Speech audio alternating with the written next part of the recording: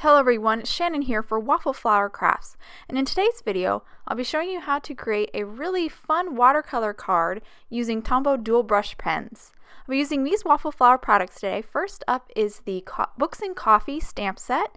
This is a really cute set illustrated by Big Bear and Bird. I'll also be using this die set. This is called the Stitch Layers die.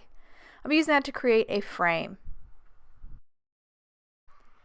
I'm going to be using this Canson Bristol paper today for my watercoloring, but before I do any watercoloring, I'm going to cut a frame from this Bristol paper. I just cut down one of the large sheets. This is 5.5 inches wide, and I'm going to center the largest die from the Stitch Layers die on this Bristol paper here, and then I will take the next size down die from the same set and center it in the negative space, and then use some painter's tape to hold it down. And when I run this through my die cutting machine, this will create a frame. I actually don't need to make this frame out of Bristol paper because I will not be doing any watercoloring on the actual frame, just the panel that's inside the frame.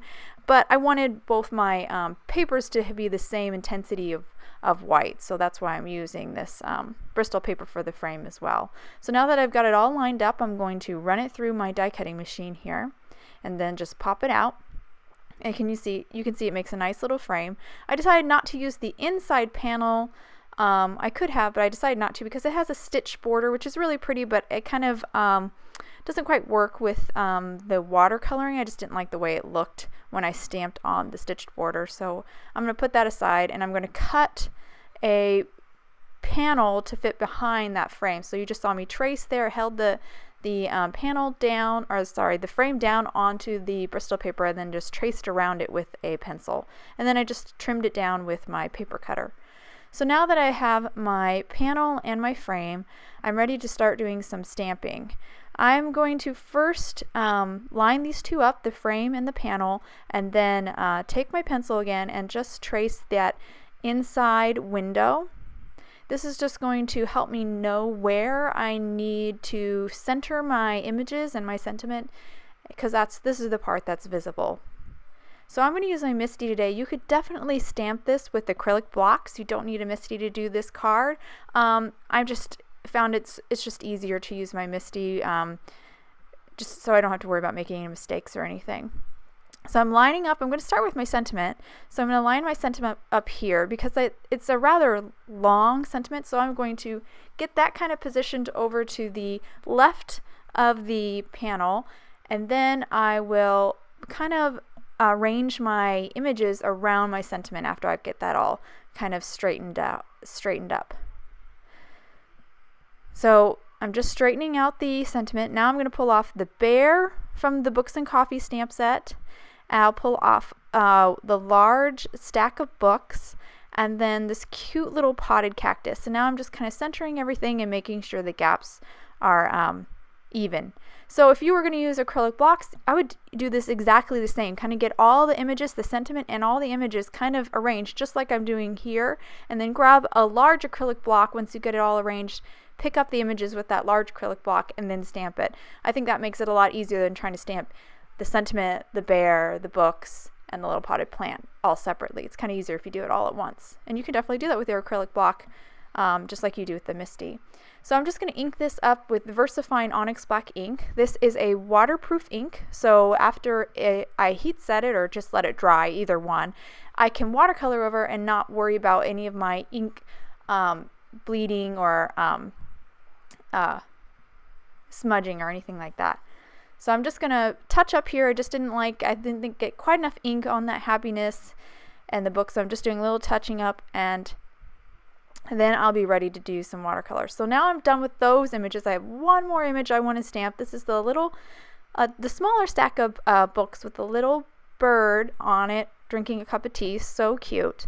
I'm going to again ink that up in VersaFine Onyx Black and then stamp that. And then once I stamp this little bird, all my stamping is done and I'm ready to watercolor. So it's a really simple little scene here, but really cute. And again, you could do it with acrylic blocks. You don't even need a MISTI to do it, which is awesome. Okay, so that's my little scene here. I'm going to dry this. because this is VersaFine is a pigment ink, so it does stay wet longer. So I'm gonna, heat set this with my heat gun real quick. That's just to dry it. You could let it air dry, but I'm just speeding up the process. So now that it's all dry, I'm going to take my eraser and erase that wind or frame line that I created earlier. Just going to erase it all over because this is a good point to do that. And then I am ready to do some watercoloring. So I'm going to be using Tombow Dual Brush Pens today to watercolor. I love these pens. They have a water-based ink in them, which allows for so many techniques, and plus these ink pens come in a lot of colors, like 180 colors, so a lot of colors to choose from. I'm going to be using 346, 55, 885, 173, 977, and finally my pink, which is 743. I'm going to start just by coloring the areas that I want darker. So anything like kind of the base of the bear, basically anything that would be in shadow or darker, I'm going to start coloring direct marker or pen to paper with the shade that I chose. So for the bear, I'm using 977, which is kind of a warm honey brown. Now I've got my water brush pen and a towel here. You could use a paper towel.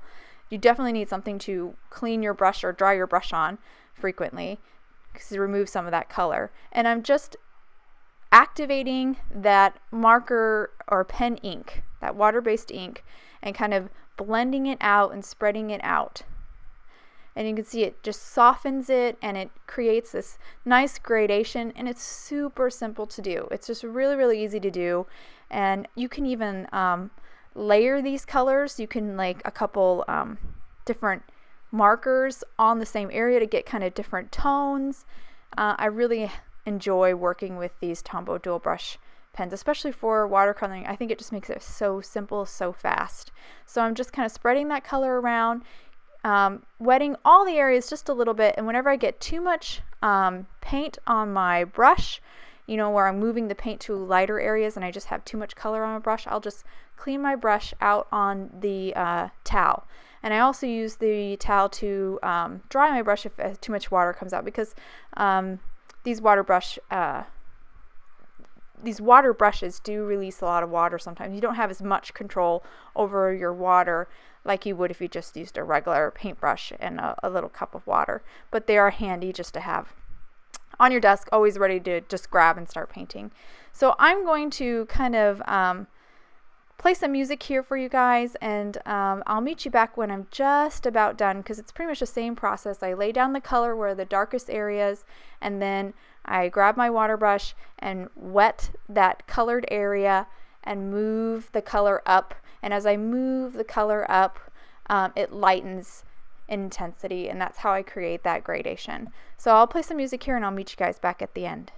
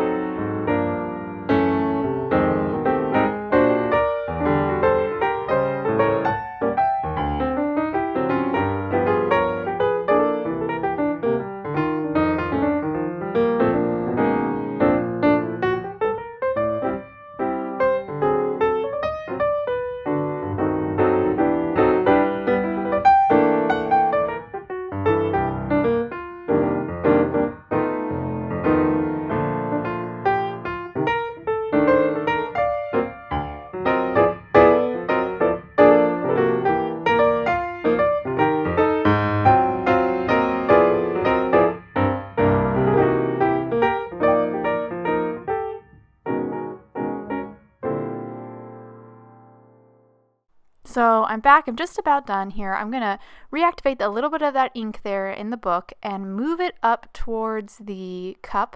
Just add a little shadow there to give that coffee cup a little bit of volume. And now my watercoloring is all done. And I actually, when you watercolor with Tombow pens, you do not need a lot of water to activate the ink. So this is pretty much dry already.